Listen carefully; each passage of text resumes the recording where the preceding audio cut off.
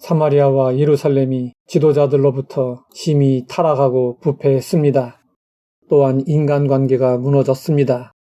가정까지 무너졌습니다. 자식이 부모를 대적하고 식구끼리 서로 원수가 되었습니다. 이로 인해 이스라엘에 재앙이 임했습니다. 그러자 주변 이방인들이 이스라엘 백성들을 조롱하며 비웃었습니다. 너희들이 이렇게 어려울 때 너희 하나님은 너희를 돕지 않고 도대체 어디서 무엇을 하고 계시느냐? 이스라엘 백성들은 할 말이 없었고 눈물을 삼켜야 했습니다. 어느 때이건 하나님의 백성들이 어려운 일을 당할 때 겪는 일은 동일합니다. 하나님을 대적하는 사람들 앞에서 조롱을 당하는 것입니다. 이때 우리가 분명히 알아야 할 것이 있습니다. 그것은 하나님께서 자신의 명예보다 하나님의 백성들이 올바르게 세워지는 것을 더 중요하게 생각하시는 것입니다. 물론 하나님의 백성들이 조롱을 당할 때 하나님은 함께 모욕당하는 것을 아주 싫어하십니다.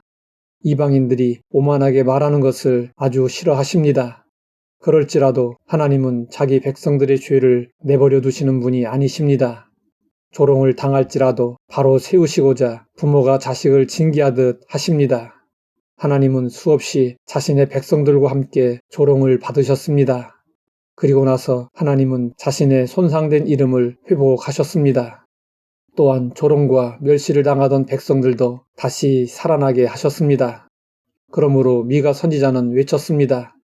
오직 나는 여호와를 우러러보며 나를 구원하시는 하나님을 바라보나니 나의 하나님이 나에게 귀를 기울이시리로다. 나의 대적이여 나로 말미암아 기뻐하지 말지어다. 나는 엎드러질지라도 일어날 것이요 어두운 데에 앉을지라도 여호와께서 나의 빛이 되실 것이미로다. 미가 선지자가 외친 말의 의미는 이런 것입니다. 내가 이 꼴이 되었다고 좋아하지 말아라. 지금은 쓰러졌지만 일어설 날이 온다. 신앙생활 하다가 시험에 들 때도 있고 상처를 받을 때도 있습니다. 방심하다가 넘어질 때도 있고 낙심하고 좌절할 때도 있습니다. 죄로 인하여 빛을 잃고 어두움 가운데 놓일 때도 있습니다. 나에게는 이런 일이 일어나지 않는다고 자만하지 말아야 합니다. 그런 순간이 가장 위험한 순간입니다. 우리에게 얼마든지 어려운 일들이 일어날 수 있습니다. 그러나 미가 선지자는 어려움 중에도 소망을 잃지 않았습니다. 그가 가진 희망의 근거는 무엇이었을까요? 하나님께서 빛이 되시고 구원자가 되신다는 사실입니다. 믿음의 길은 실패가 전혀 없는 만사형통의 길이 아닙니다. 믿음의 사람도 길을 가다 보면 넘어지기도 하고 쓰러지기도 합니다. 낙심하고 좌절하기도 합니다.